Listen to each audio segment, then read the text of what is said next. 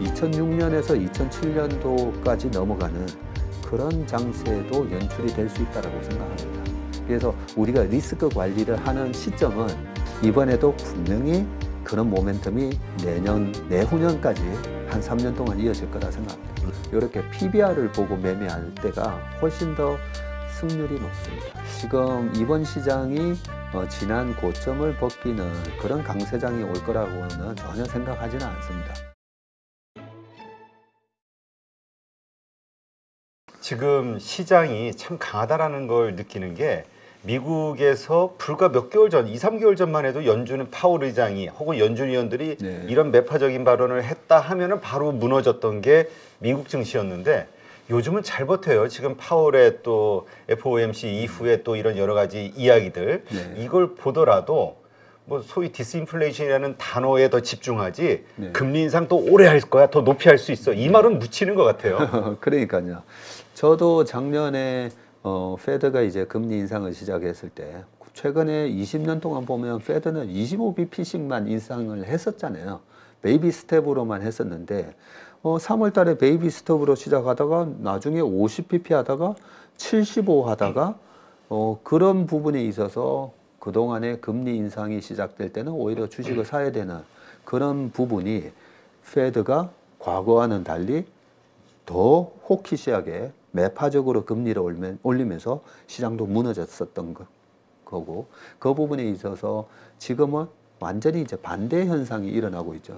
예. 아니 계속 이번에 고용이 저렇게 잘 나오면 또 제롬 파월이 막 화난 교장 선생님처럼 나타나지 않을까 그렇게 생각을 했더니 아니야 디스인플레이션 뭐 얘기하면서 그죠? 그러면 우리가 아니 페드는 왜 작년에는 저랬다가 이랬다가 막 왜 그러는 거지? 그 부분에 대한 명확한 해답이 있잖아요. 네. 중앙은행이 목표로 하는 게 뭔가 물가를 잡고 완전 고용을 이루고 이 두 가지 목표가 중앙은행의 가장 최상의 목표인데 고용은 완전 고용이 돼 있는 상황이잖아요. 근데 물가가 너무 가파르게 치솟았기 때문에 고용에서 약간 훼손이 되더라도 한 4%나 4.5%까지 되더라도 물가는 무조건 잡아야 되겠어. 근데 디스인플레이션이란 말을 이제는 할 수 있다라는 얘기를 이번에 하기 전까지만 하더라도 아니야 이 물가가 아직까지 안 잡히고 있어. 물가가 여전히 너무 높아. 그런 얘기였고 실제로 그랬고 그죠?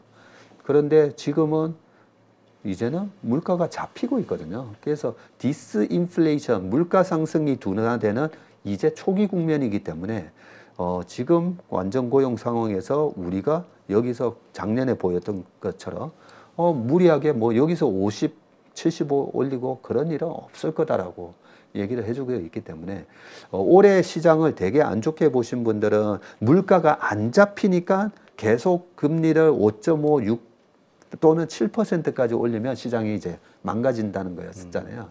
그런데 그런 부분에 있어서 분명히 페드의 스탠스 변화가 일어났고 그게 바로 우리가 그토록 바랬던 페드의 이제 피벗이잖아요. 예, 그런 부분으로 봤을 때는 지금은 오늘 어제였죠. JP 모간에서 그런 리포트가 하나 나왔는데요. 하드 랜딩도 아니고 소프트 랜딩도 아니고 노 랜딩이다.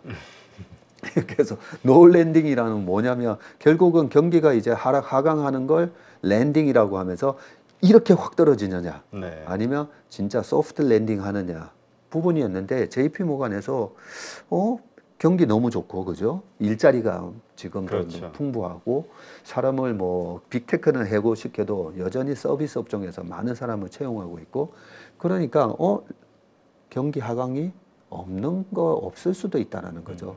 그러면 노 랜딩이라면 그렇다면 시장이 금리 수준도 여기서 급격하게 떨어질 게 아니라 금리도 10년물 기준으로는 3%에서 뭐 3.8 정도에서 왔다 갔다 하고 그 정도 금리 수준만 돼도 시장은 소비에 있어서나 기업의 투자에 있어서 크게 영향을 안 받다 보니까 오히려 약간 2004년, 5년도에 그 골디락스라는 게 있었잖아요. 그렇죠. 네, 물가도 잡히는데 경기는 약간 상당히 견고한 그런 모습을 보였던 그런 골디락스 장세가 펼쳐질 가능성도 있겠다라는 생각합니다.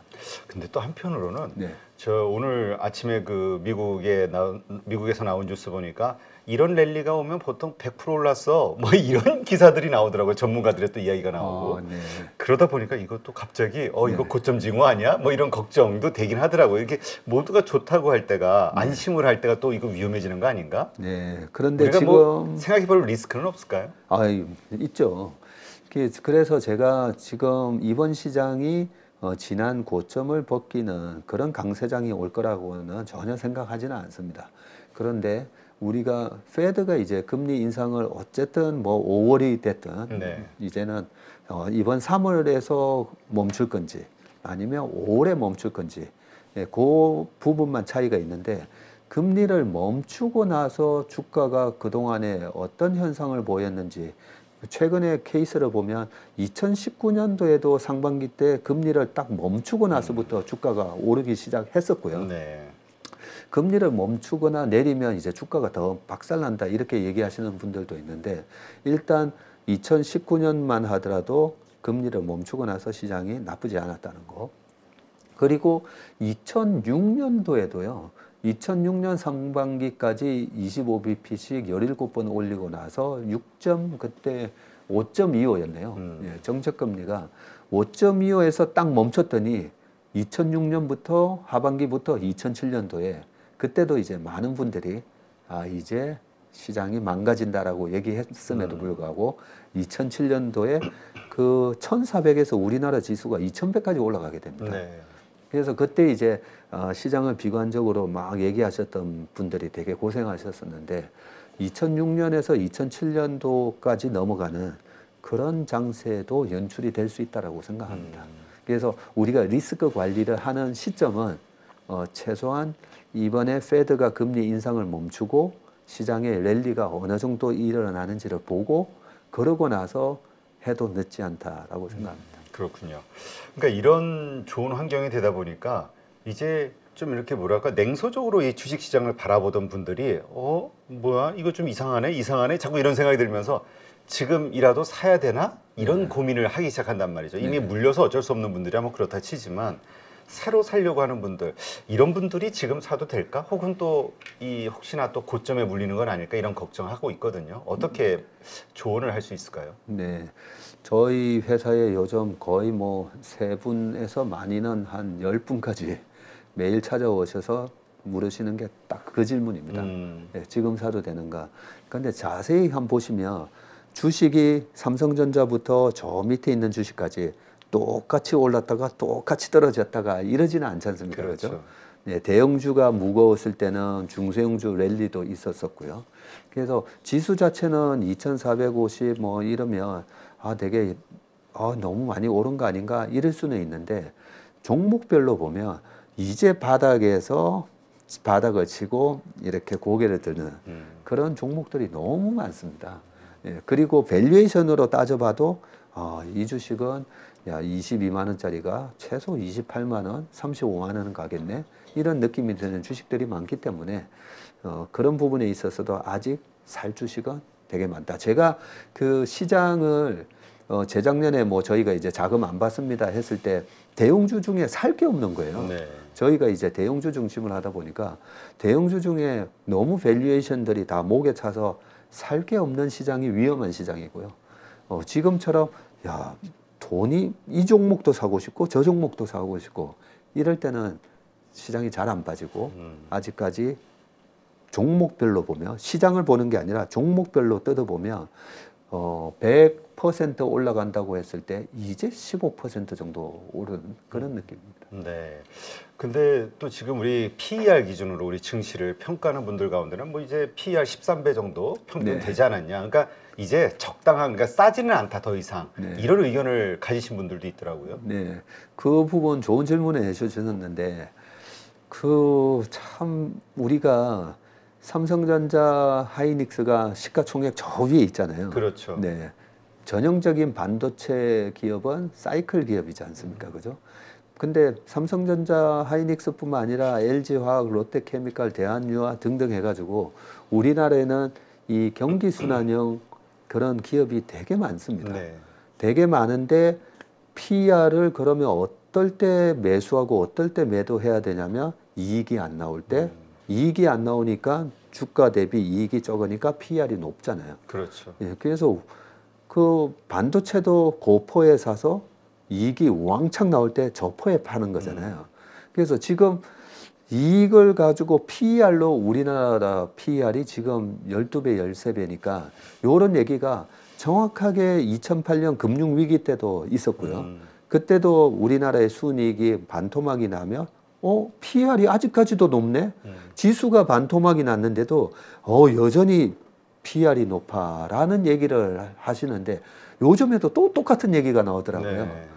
그래서 그거는 우리나라 산업 구조를 조금 잘 이해를 못 하시는 건가? 네, 그런 생각을 좀 합니다. 그러니까 오히려 지금 이게 그 평균 우리가 그냥 PER 안 싸라고 얘기할 수 있는 상황이 아니라 경기가 안 좋아졌기 때문에 낮춰져 있는 실적 이건 일시적인 거니까 오히려 이거는 그렇게 보면 안 된다. 예, 그래서 사실 우리가 이익이 왕창 나왔을 때 그런 분들이 3,600, 3,800을 외치셨던 분들이잖아요. 그렇죠. 예. 지금 PER을 가지고 지금 12배, 11배인데 그 3,150에서도 PER이 12배였고 지금도 PER이 12배다. 이런 얘기에서 3,150에서도 아니 계속 PER이 더 줄어들 거다라고 얘기를 하시면서 이제 E가 그때 계속 올라간다라고 가정을 했었던 거죠. 그죠? 그러니까 근데 지나고 보니까 이제 맞지는 않잖아요.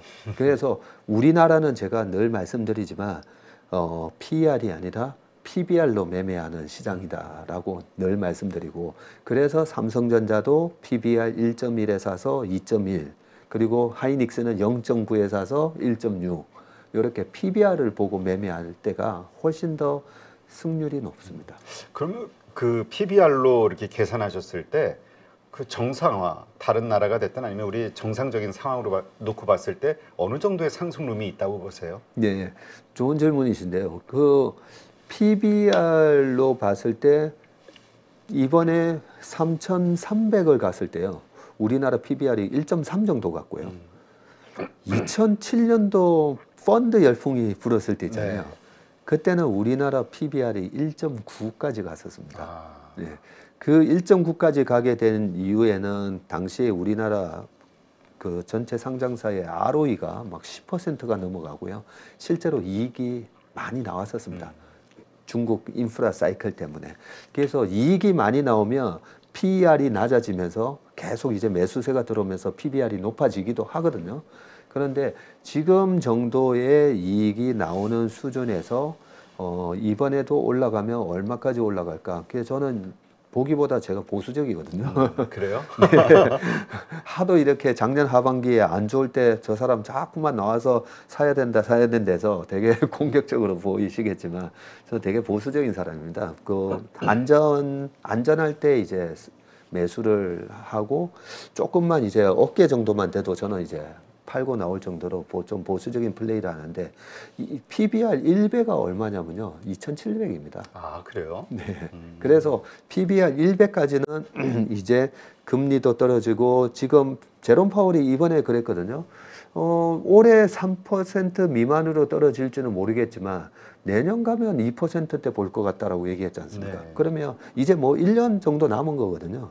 그 1년 안에 물가도 정상화되고 금리도 정상화가 되면 그러면 PBR 1배는 회복합니다. 항상 그랬었습니다.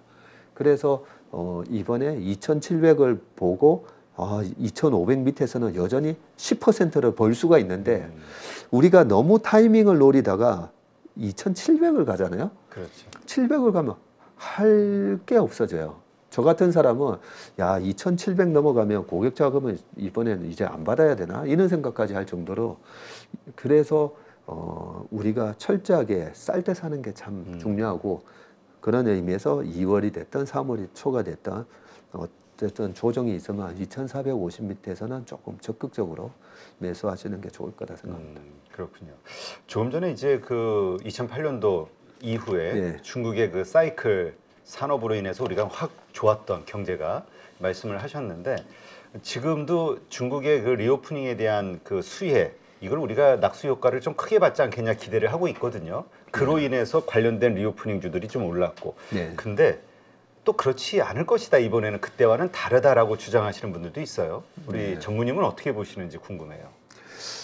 리오프닝 주식이 거의 3년 동안 양치기 소년이었지 않습니까? 그렇죠. 그죠? 예, 미국하고 유럽은 리오프닝이 되고 우리도 조금 늦게 마스크도 풀리고 했지만 중국이 작년에 너무 늦게까지 방역을 강화하면서 중국에서 들어오는 요커들이 2019년만 하더라도 600만 명이었습니다. 그리고 사드 보복이 있기 전 2016년도에는 800만 명이었고요. 그렇게 엄청난 중국 요커들이 들어와서 우리나라의 상점부터 해서 무슨 스키장, 뭐 카지노 다 휩쓸고 다녔었잖아요. 그렇죠. 그런데 작년에 몇 명 들어왔는지 아세요? 중국 요커들이 별로 안 왔을 것 같아요. 600만 명에 10%면 60만 명이잖아요. 그렇죠.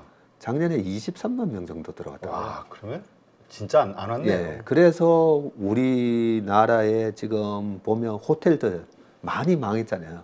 예, 강남에 반포 거기 보면 이제 팔레스 호텔도 없어지고 이제 다시 뭐 아파트 짓는다 그러고. 그래요? 예, 다 밀어서 없어졌어요.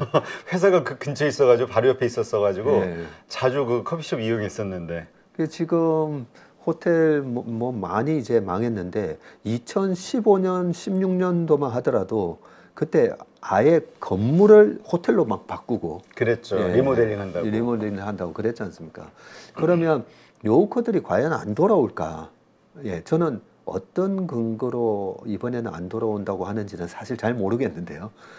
우리나라 사람들이 최근에 일본 관광 엄청나게 가잖아요. 네. 예, 우리가 이제 전부 다 예, 반일 감정 없어진 게 아니잖아요. 그렇죠. 밉지만 간다. 네, 반일 감정 요만큼도 안 없어졌을 겁니다. 그런데 싸니까 가는 거거든요. 그래서 중국의 요커들이 과연 우리나라를 안 올까? 뭐 우리나라랑 또 뭐 일본 정도의 관계도 그렇게 나쁜 관계도 아니잖아요. 그리고 우리의 한류 스타들이 그동안에 3년 동안에 훨씬 더 세계적으로 강해졌고 예, 그런 측면에서 지금 올해에 이제 관광객이 본격적으로 들어온다라고 보고 있으면서 올해 예상치를 내년 예상치를 300만 정도 예상하고 있더라고요. 그런데 제가 봤을 때는 올해 300만 정도 들어오고 내년에는 2019년도에 600만 명이었는데 내년에 만약에 이제 서로 이렇게 뭐 PCR 검사 이렇게 다 없어졌다고 가정했을 때 저는 600이 아니라 800까지도 나오지 않을까 이런 생각하기 때문에 상당히 저는 중국 그 이번에 차이나 모멘텀은 우리가 한번 기대해 볼 만하다 생각합니다. 그러니까 예전에는 우리가 중국에 대한 기대감이라고 하면 사이클과 관련된 뭐 화학, 철강 이런 쪽이었잖아요. 그게 네. 또 우리에게 큰 도움이 됐고. 네. 근데 이번에는 그쪽보다는 이런 직접적인 리오프닝 관련된 섹터 이런 것이 네. 우리에게 더 영향을 미칠까요? 예, 정확하게 정답을 말씀해 주셨는데요. 제가 입사했던 94년 8월 달에도 1994년이에요. 그때도 차이나 모멘텀이 있었습니다. 1993년도에 짱쩌민이라고 강택민, 네. 예, 짱쩌민 주석이 이제 중국의 주석이 됐었고요. 그리고 그 첫 해, 두 번째 해는 공격적으로 경제 드라이브를 걸더라고요. 그러면서 이제 93년, 94년, 95년 초까지 화학주들이 엄청 올랐었고요. 그리고 2003년, 4년도를 우리가 생각해 보면 2001년도에 중국이 WTO에 가입을 하고 세계적인 공장이 되면서 여러 가지 이제 물동량도 늘어나면서 배가 필요하니까요. 그때 우리나라 조선 엄청나게 올랐었죠. 거의 현대 미포조선 이런 것들이 거의 17배 이상 올랐거든요. 맞아요. 그때 기억에 그 신문 기사에 그 직원이 계속 사모았는데 뭐 200억이 됐네, 100억이 됐네, 뭐 네. 그런 신문 기사 막 인터뷰 기사 나오고 그랬었죠. 예. 그리고 뭐 두산중공업 뭐 이런 데 다니는 그 친구가 도대체 우리 회사 주가 왜 이렇게 올라가는 거야 하면서 직원들조차도 당황할 정도로 그런 엄청난 중국 인프라 사이클이 있었고요. 그런데 2008년 베이징 올림픽 이후로 제가 보니까 중국이 어느 정도 철강 화학이 거의 다 자급자족이 되는 거예요. 그러고 나서 2013년이 되면서 시진핑 주석이 이제 중국의 주석이 됐습니다. 그러고 나서 그러면 어떤 중후장대 산업의 사이클이 있었느냐? 없었죠. 네. 오히려 2013, 14, 15년도에는 우리나라 조선 건설들이 박살이 났다. 그렇죠. 그러면 그때 당시에 박살이 났는데 우리나라 코스피는 왔다 갔다 박스피였거든요.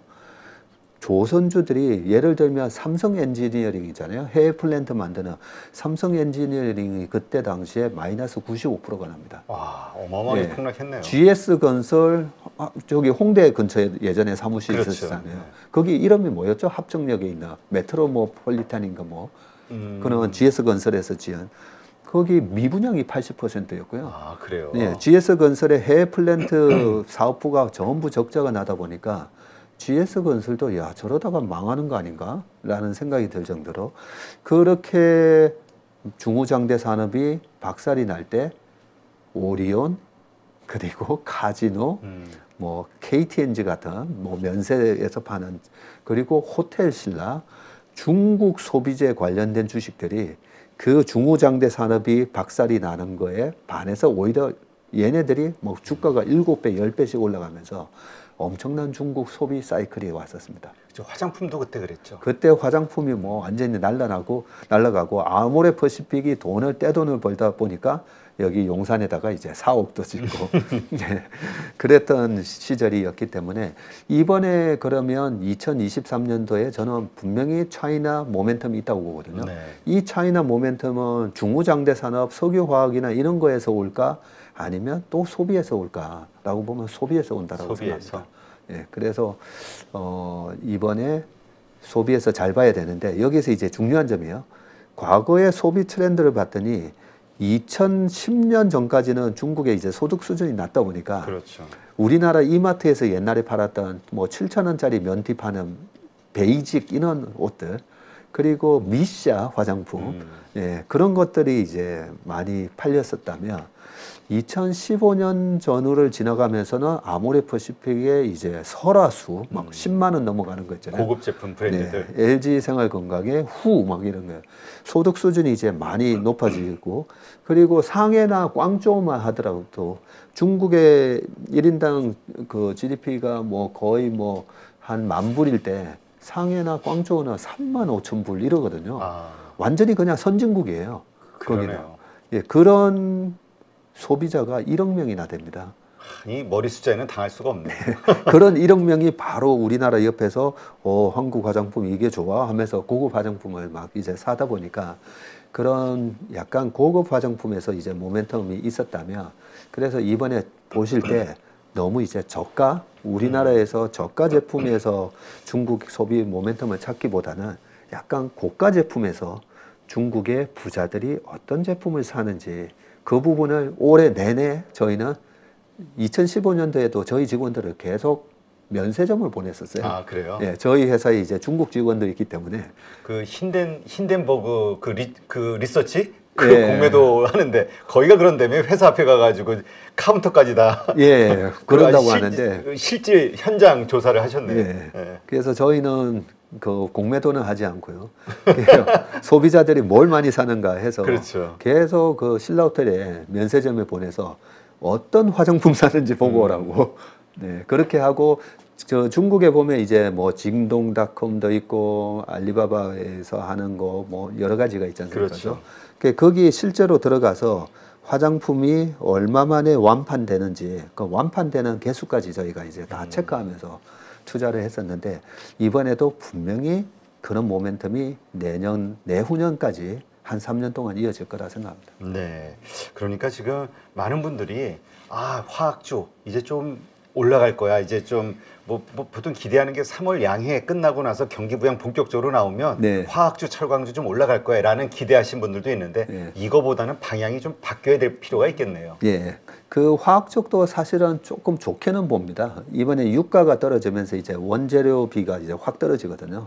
그동안에 이제 원재료비가 너무 비싸다 보니까 제품 스프레드가 마진이 안 좋았고 오히려 정유사들은 되게 좋았잖아요.